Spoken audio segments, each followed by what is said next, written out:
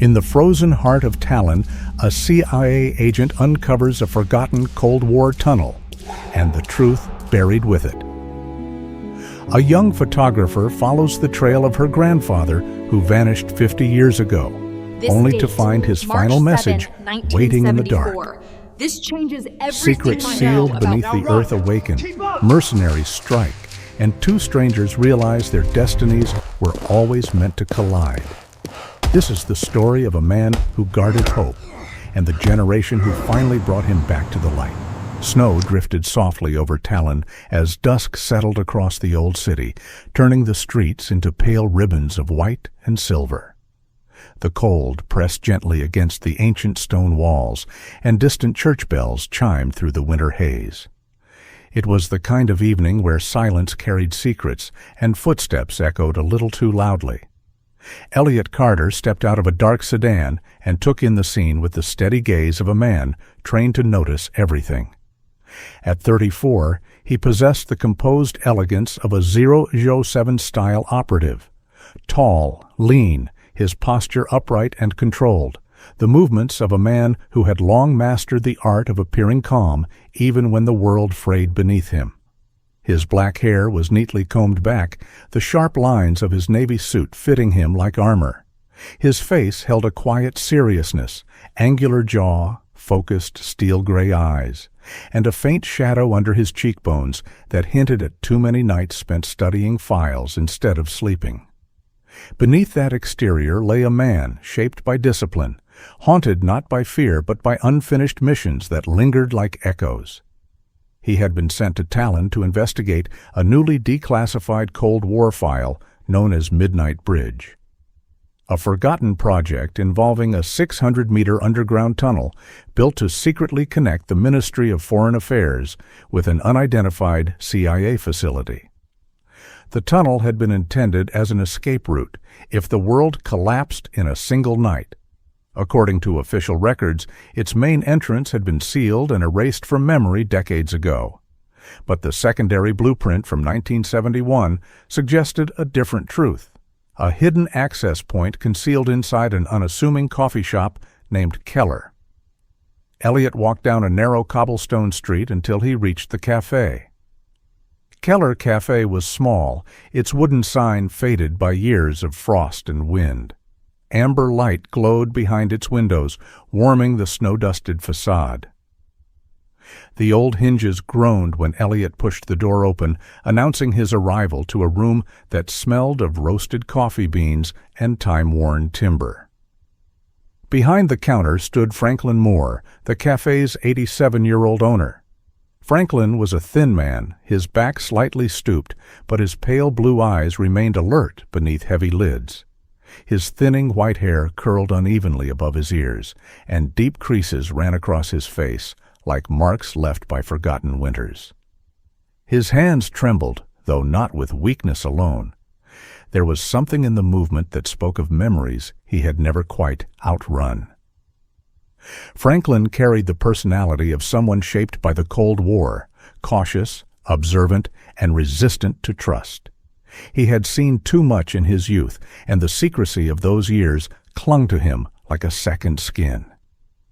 Elliot approached the counter and placed the faded 1971 auxiliary map onto the polished wood surface. Franklin looked at the markings, his expression shifting from curiosity to a tight, troubled recognition. The tremor in his hand grew stronger as he pushed the map back toward Elliot, as if refusing to touch it for a second longer. His voice, though frail, carried an eerie sharpness. "Don't go down there," he warned, his words trembling yet unmistakably firm. "Not unless you're ready to meet things that aren't done waiting." Elliot studied him carefully, sensing this was no dramatic exaggeration, but a warning born from something painfully real. He said nothing, only gave a slight nod, acknowledging both the fear and the truth in Franklin's tone. What Elliot did not realize was that someone else in the cafe had noticed him long before Franklin uttered those words. Sitting near the window was Grace Turner, a 29-year-old American photographer. Grace had a slender build, warm skin lightly touched by the cold, and chestnut brown hair tied loosely at the back in a practical but effortless style. Her eyes, deep brown and observant, were the kind that seemed to collect stories wherever they wandered. She wore a thick dark green jacket over a sweater, her camera resting casually beside her cup of cooling coffee. Grace had come to Talon tracing the last known steps of her grandfather, Thomas Turner, a diplomatic staff member who had vanished 50 years ago without explanation. Growing up with that absence had shaped her personality, gentle but quietly resilient, curious but patient, and fiercely determined when the trail she followed demanded it. She had spent years traveling through old archives, embassies, and forgotten streets in Europe, searching for clues to a man she had never met but felt strangely connected to. Today, Keller Cafe was simply another marked point on her map, until Elliot walked in. She noticed his suit first, then the tension in his shoulders, then the old map he carried. When he leaned closer to talk to Franklin, she instinctively lifted her camera, a vintage model with a soft shutter, and snapped a discreet photograph. The man radiated purpose, and for the first time in months, Grace felt the unmistakable tug of a real lead. She had no way of knowing that Elliot's mission and her grandfather's disappearance were connected. Not yet, but she knew enough to start following him. And so, while snow continued to fall quietly outside and the cafe hummed with the faint sound of its old heater, two separate searches, one for truth, one for duty, took their first step toward colliding beneath the winter sky of Talon. The cold from outside seemed to cling to Elliot's coat even after he stepped deeper into Keller Cafe. But the warmth of the dusty wooden shelves, the dim lamps, and the faint hum of the old radiator created a cocoon of stillness around him. He waited until Franklin turned away to refill a pot of coffee, then walked toward the back corner of the cafe where a tall, aging bookshelf leaned against a wall of cracked paint. The 1971 auxiliary map in his coat pocket had marked this exact space, a red circle drawn with the trembling hand of someone who knew they were hiding something too dangerous to leave in plain sight. Elliot scanned the shelves, noting the uneven dust patterns. One row of books had a faint smear, as if moved more recently than the rest. He pressed his gloved hand against the wooden frame.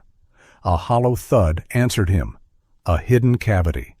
He braced his shoulder against the shelf and pushed. The wood groaned, then eased backward just enough to reveal old, crumbling bricks arranged in a patchwork that did not match the cafe's construction. With careful precision, Elliot dug his fingers into the weak points and pulled out a loosened brick. The next fell away with a soft crumble. Bit by bit, he peeled away the decades-old barrier until the jagged outline of a metal hatch emerged beneath. It was coated in rust, but unmistakable. A maintenance access door, the kind used during the Cold War to disguise entrances that weren't meant to be found. A faint metallic scent seeped through the cracks, like old iron mixed with damp earth. Elliot lifted the hatch. A narrow staircase spiraled downward into darkness, the air breathing up at him with a stale, heavy chill. It was the smell of a place abandoned, but not forgotten. He switched on his small tactical flashlight, letting its beam carve through the shadows. Moisture glistened on the stone walls, dripping intermittently like a heartbeat slowed by time. The tunnel felt alive. He descended. Unbeknownst to him, Grace Turner had slipped into the back hallway moments earlier. She had been pretending to take photographs of the cafe's antique decor, but her eyes had remained fixed on Elliot from behind her camera lens. When he vanished behind the bookshelf, curiosity and desperation pulled her after him. Grace moved quietly, her boots barely touching the floor. Her slender frame allowed her to press close to the wall, avoiding Franklin's line of sight. She reached the open hatch just as Elliot disappeared into the depths. Her breath caught. The stairwell below whispered something cold and unwelcoming, but the thought of her grandfather, Thomas Turner, missing since 1974, dissolved her hesitation. She tightened the strap of her camera bag and began her careful descent. The deeper she went, the more the air thickened, carrying a dampness that clung to the skin. The beam from her small camera light, weaker than Elliot's, trembled slightly as her hand shook. She wasn't afraid of darkness. She'd spent nights alone on mountain passes and forest trails during her work, but this was different. This darkness felt occupied. At the bottom of the stairs, Elliot had reached a narrow corridor lined with aging concrete and rusted pipes. His measured footsteps echoed softly, each tap blending with the quiet drips from the ceiling.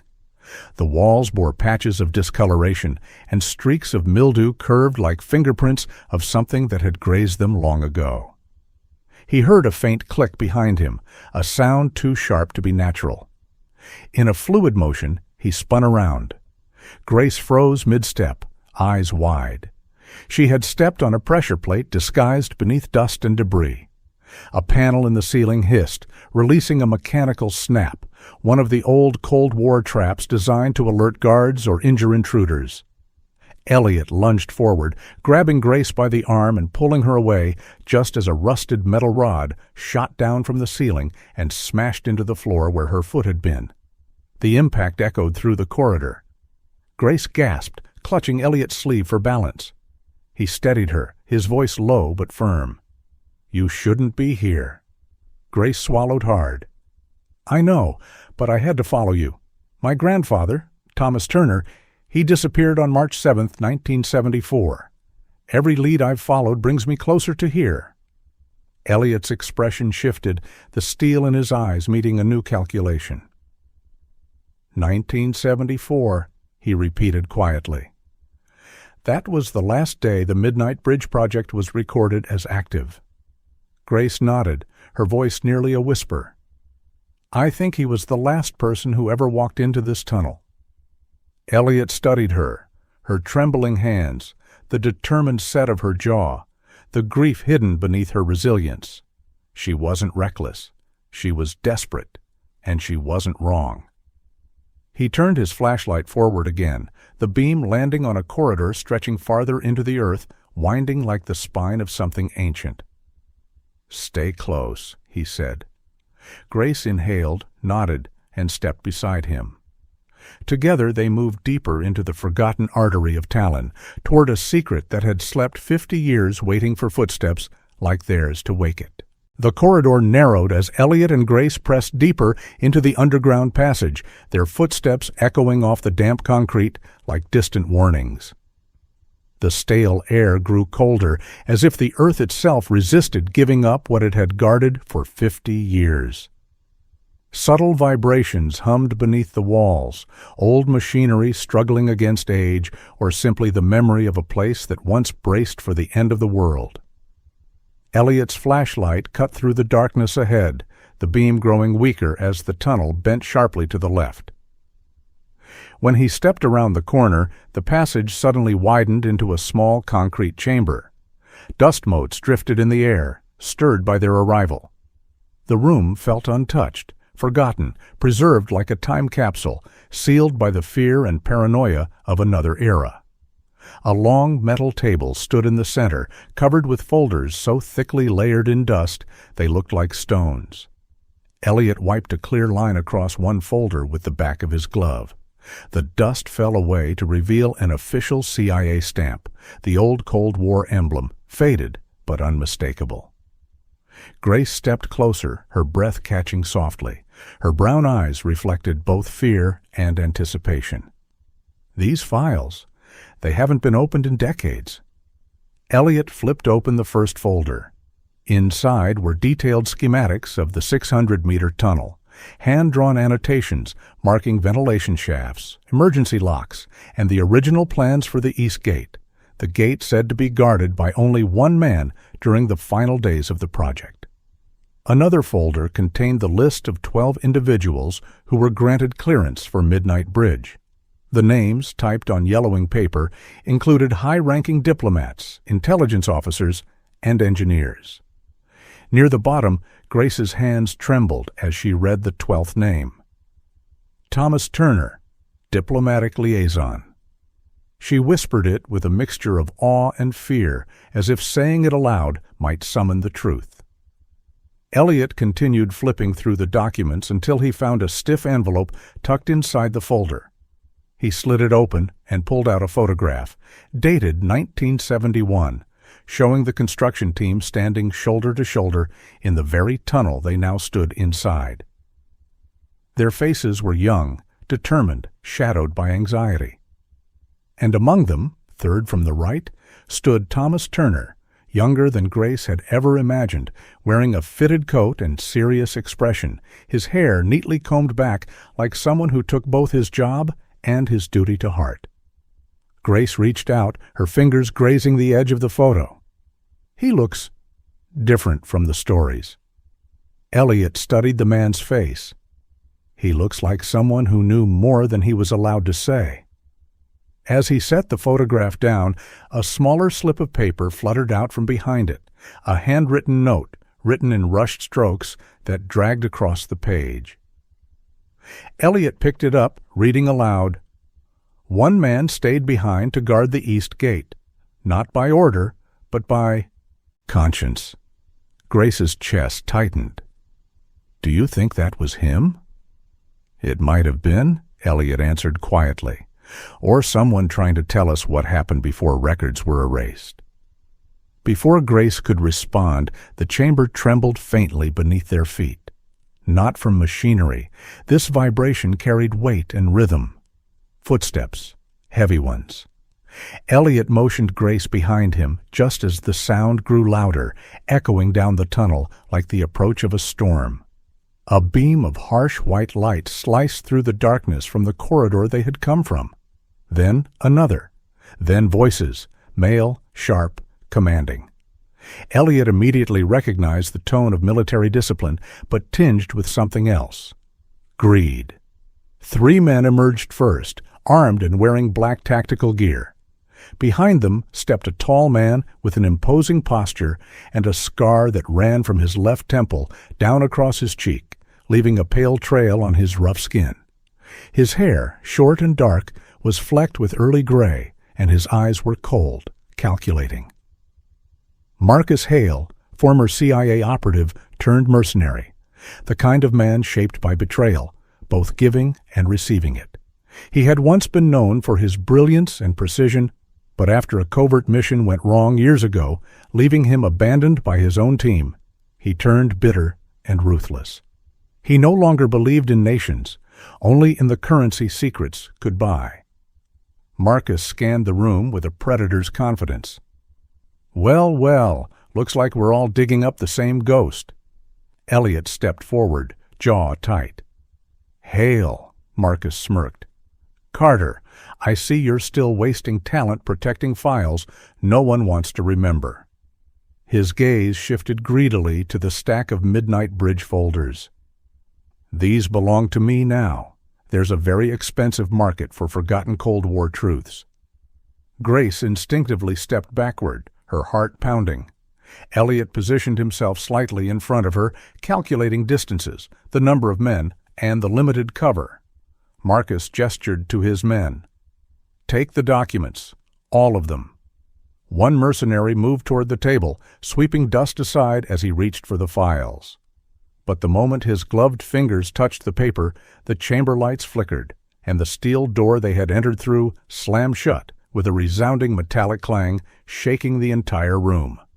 Grace gasped. Elliot's eyes sharpened. Marcus cursed under his breath. The tunnel had sealed itself. The past had awakened.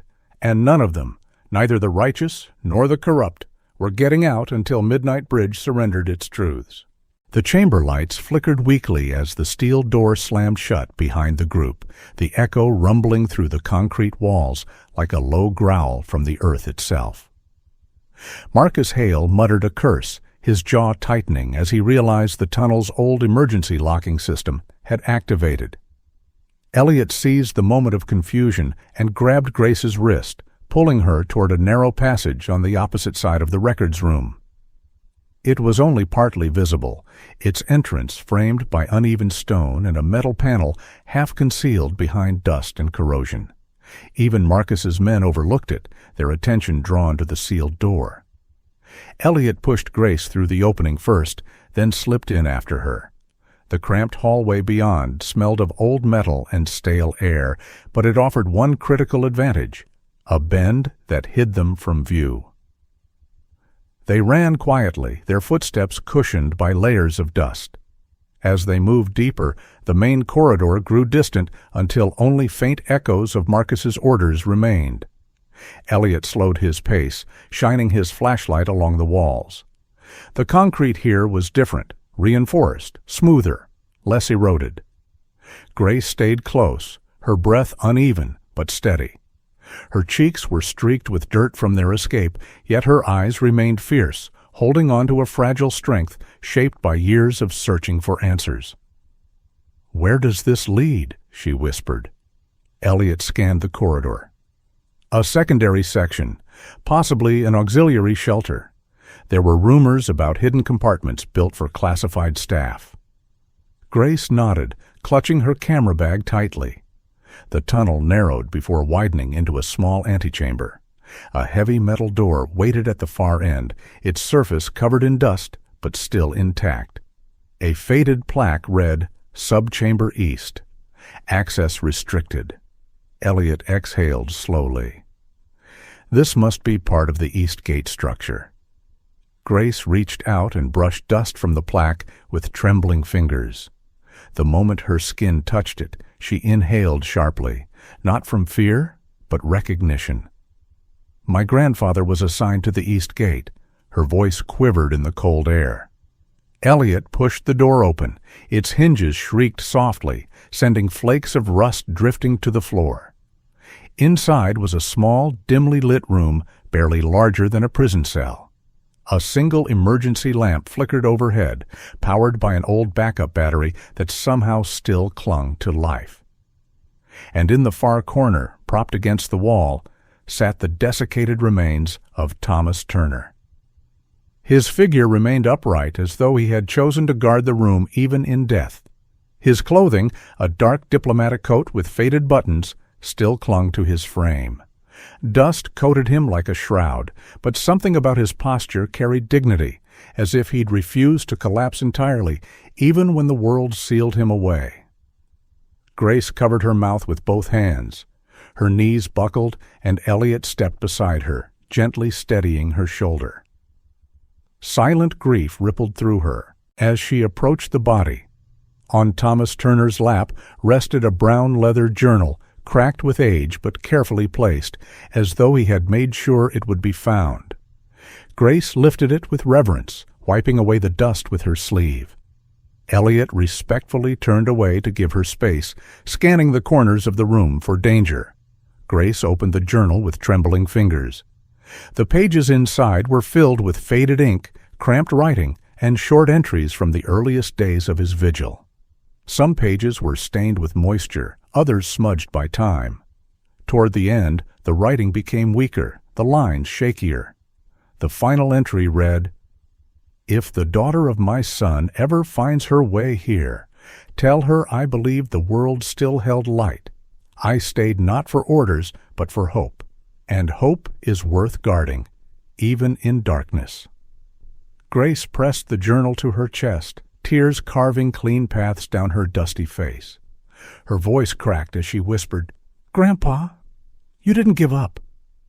Before Elliot could respond, the wall to their right shuddered. A loud boom split the air as concrete fractured outward. Marcus Hale's voice cut through the dust. "There you are!" The wall burst open, showering the room with debris. Marcus stepped through the breach, followed by two mercenaries. His face was shadowed by fury and greed. "The journal," he ordered, pointing his weapon at Grace. "And the files. Hand them over." Elliot moved in front of her, posture tight, muscles coiled beneath his tailored suit like a drawn bow. The mercenaries advanced, but Elliot struck first. He lunged with precise force, slamming his elbow into the first mercenary's throat, sending the man to the floor gasping. The second swung at him with a steel pipe, but Elliot dodged, the movement smooth, controlled, almost elegant. He countered with a swift kick that knocked the attacker into the wall. Marcus roared in frustration and charged, swinging a heavy punch. Elliot blocked it, the impact echoing through the tiny chamber. Their fight tore through the confined space. Grunts, metal clanging, boots scraping. Elliot ducked under a blow and delivered a powerful strike to Marcus's jaw. The mercenary leader stumbled. With one final punch, sharp, precise, Elliot knocked him unconscious. Silence followed, broken only by Grace's uneven breathing and the hum of the dying lamp. Elliot wiped blood from his knuckles, then turned to Grace. "You're safe," he said softly. Grace hugged the journal close, her resolve deepening. The truth of Thomas Turner was finally hers to carry. The secret he protected for 50 years had survived. And now, so had she. The climb back through the narrow auxiliary passage felt longer than before. The air was still thick with dust from the collapsed wall, and the echo of Elliot's fight with Marcus Hale clung to the silence between him and Grace. Elliot carried a faint bruise along his jaw and a streak of dried blood across his knuckles, though his posture remained upright and composed. Grace held the brown leather journal tightly against her chest, her fingers curled around it as though afraid the darkness below might still steal it away. The metal hatch leading back into Keller Cafe loomed above them like an opening to another world. Elliot pushed it open with care, lifting Grace out first before pulling himself up. The warm scent of roasted beans, long since familiar in the cafe, washed over them. It felt gentler now, less like a place hiding secrets, and more like a place witnessing closure. Franklin Moore stood behind the counter, wiping a single porcelain cup as though he had been standing there since the beginning of time. His aged frame looked unchanged at first glance, but his pale blue eyes shifted as soon as he saw the journal in Grace's arms. For a moment, he paused mid-wipe. Franklin wasn't a stranger to tragedy. Years of Cold War surveillance had carved suspicion into his bones. But seeing the journal, a relic he likely feared would never resurface, softened the lines around his eyes. "You found what he left," Franklin murmured. Grace nodded, her voice fragile but steady. "Yes, and I found him." Franklin lowered his gaze to the countertop, his thin shoulders dipping. "He was a good man," he whispered. "One of the few who believed hope deserved protection." Elliot placed a hand lightly on the counter to steady himself. "We need to contact the embassy and the Office of Historical Records. The discovery needs to be formalized." Franklin nodded once, giving a small approving grunt. He might have distrusted governments, but the truth, finally, mattered. Outside, the night had begun to fade. A pale edge of light hovered at the horizon, casting a faint silver glow over Talon's rooftops. Elliot escorted Grace out of Keller Cafe and into the open air. The sky breathed a new beginning. Several hours later, Grace stood on the stone steps of a historical government building. She had not slept, but the exhaustion sat differently now, not as a weight, but as a release. A man in his late 50s approached them. He wore a dark charcoal suit and carried himself with quiet authority. His name was Samuel Rourke, Deputy Director for European Cold War Archives. Samuel's features were angular, his hair silvered near the temples, and his deep-set hazel eyes suggested a man who had read too many forgotten files and carried them heavily. Despite his formal posture, he greeted Grace with gentle sincerity. "Miss Turner," he said, lowering his voice, "I want to express my condolences and my gratitude." Grace handed him the AGO journal, though her fingers lingered on the worn leather for a moment before she let go. Samuel accepted it with both hands, treating it not merely as evidence, but as a sacred artifact. "We've reviewed your findings," he said after a long pause. "There is no doubt. Thomas Turner stayed at the East Gate during the 1974 emergency lockdown. Every record suggests he chose to remain so others could escape." Grace swallowed. Her chest tightened. But this time, the pain was mixed with pride. "He wasn't forgotten because he failed," she whispered. "He was forgotten because he succeeded." Samuel Rourke nodded gravely. "And now we will correct that."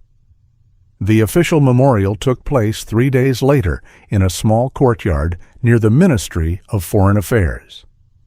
It wasn't grand. Thomas Turner had not lived grandly, but it was dignified. A framed photograph of him from 1971 stood on an easel. The picture had been taken from the very photo Elliot and Grace found underground. Grace stood near the frame, her fingers brushing its edge. Her eyes shimmered as she whispered something private to her grandfather, a quiet promise, a thank you, a goodbye. Elliot remained a respectful distance away, his hands clasped behind his back, dressed in a black suit that caught the morning light. After the ceremony, Grace stepped back toward Elliot. Her expression, though tired, carried a new steadiness. "You stayed," she said softly. "You didn't have to." Elliot gave a faint, calm smile, one that revealed just enough warmth to break through his 07 exterior. "I told you before," he answered. "No one should go through the dark alone." They left the courtyard as the sun rose over Tallinn, turning the snow into gold. At the door of Keller Cafe, where the journey began, Grace placed her hand gently over the journal's imprint on her memory, as if anchoring her grandfather's legacy to the world above. Elliot watched her, then spoke with quiet conviction. "If you're willing," he said, "there are still Cold War secrets across Europe waiting to be uncovered. Not all of them ended as tragically as this one. Some might even still be alive." Grace looked up, a renewed spark in her gaze. "Then let's find them," she said. And so, as dawn warmed the rooftops of Tallinn, the darkness of 50 years finally lifted, making room for two paths, once separate, now walking forward side by side.